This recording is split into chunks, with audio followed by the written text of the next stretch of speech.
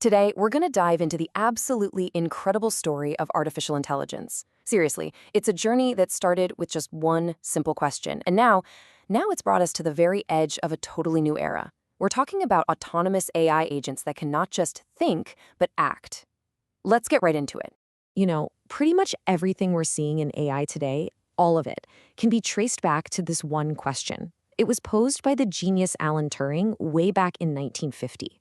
That single question kicked off a 70-year odyssey to build a machine that can reason, learn, and, well, eventually act all on its own. So it's really easy to think that AI just sort of appeared overnight with tools like ChatGPT, right? But the real history is, well, it's more like a roller coaster. It's been this wild cycle of massive hype, followed by what insiders call an AI winter, and then finally a real, genuine breakthrough. And understanding this up and down journey is actually the key to seeing why this moment, right now, feels so different. Okay, so let's walk through this Odyssey. The dream really gets going in the 1950s, but the early systems, they just couldn't live up to the massive hype. That led to the first AI winter in the 70s, where research funding basically just vanished. And believe it or not, this whole cycle repeated itself in the 90s with another winter. But then around 2012, something big changed. You had this perfect storm of big data, insanely powerful GPUs, and brand new neural network designs that created what we can only call the AI Big Bang. So what are these neural networks that kicked off this big bang? How does a machine actually learn to think? Let's try an analogy. Imagine we're trying to teach a computer how to see. I mean, truly see, for the very first time. At the most basic, fundamental level, the first layer of the network, it's not looking for something complex like a bird or a face. Nope. It's just scanning for the simplest things possible. Straight lines, curves, little edges. You could almost say it's learning the alphabet of vision. Okay, so the next layer up starts to build on that foundation. It takes those simple lines and edges and starts combining them into basic shapes. It learns that a few specific curves can form a circle, and hey, that circle might be part of an eye. It's basically starting to form words from the letters it just learned. And then finally, a higher layer takes all those simple shapes and starts combining them into much more complex features. Things like beaks, wings, and feathers. By recognizing this whole collection of features all at once, the AI can then confidently say, yep, that's a bird. Modern models, they refine this process with literally billions of adjustable little knobs, or parameters, to get incredibly accurate.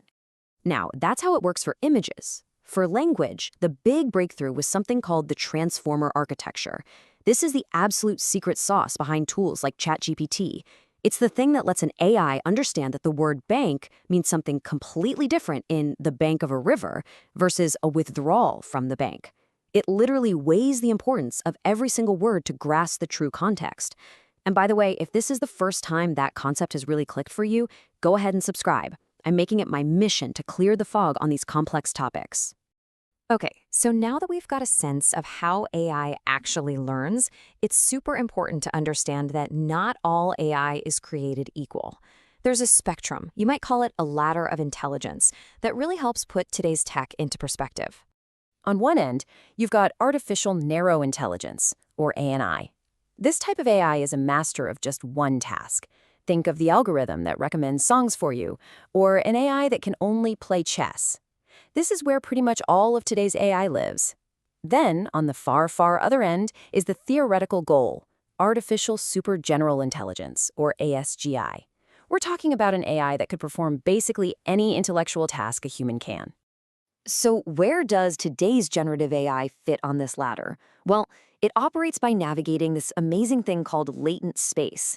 The best way to picture this is as a giant conceptual map of all human knowledge. On this map, the idea of a king is really close to queen, but it's super far away from toaster. Generative AI finds connections and pathways between these concepts to create what feels like something brand new. And that brings us to the next massive evolutionary leap. We're moving beyond AI that just generates text or images, and we're entering the dawn of the AI agent, an AI that can actually do things in the digital world. This is probably the perfect analogy for it.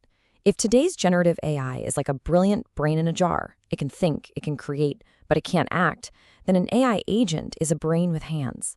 It can still reason, but it can also use tools and interact with its environment to get tasks done for you. So, how does an agent actually solve a problem? It uses what's called a reasoning loop. First, it breaks down a goal into smaller, manageable pieces. Second, it comes up with a step-by-step plan. Third, it executes that plan using whatever digital tools it has access to. And finally, it analyzes the results to see if it worked or if it needs to change the plan and try again.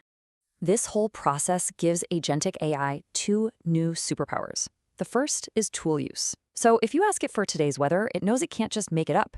Instead, it can go out and access a weather API to get you a real-time answer. The second is memory. It can actually search through your private documents or emails to give you personalized answers that are aware of your context. This dramatically reduces the risk of it just making stuff up. Look, the most important thing to take away here is that agentic AI is the next major frontier in technology. We're making it our mission to keep unpacking all of this and clearing the fog. So, if you want to be the first to see our upcoming deep dives into how these agents actually work, you're going to want to make sure you're subscribed. Of course, with this incredible new power comes a whole new set of challenges and responsibilities. As we build AI that can actually act on our behalf, we have to be extremely thoughtful about setting up the rules of the road. We're facing at least three huge challenges here. First is alignment. How do we make absolutely sure an agent's goals perfectly match what we intend? Second, hallucinations. How do we stop an AI that's designed to act from confidently taking the wrong action because of bad info? And maybe most importantly, the human in the loop. We have to define where human oversight and final judgment are not just helpful, but absolutely essential. Which leaves us with this final critical question to think about. If the AI can fly the plane all by itself, what is the new role of the pilot? It really suggests our future isn't about being replaced, but about redefining our partnership with these incredibly powerful tools. So what do you think that new role looks like? Let us know down in the comments. Thanks for watching.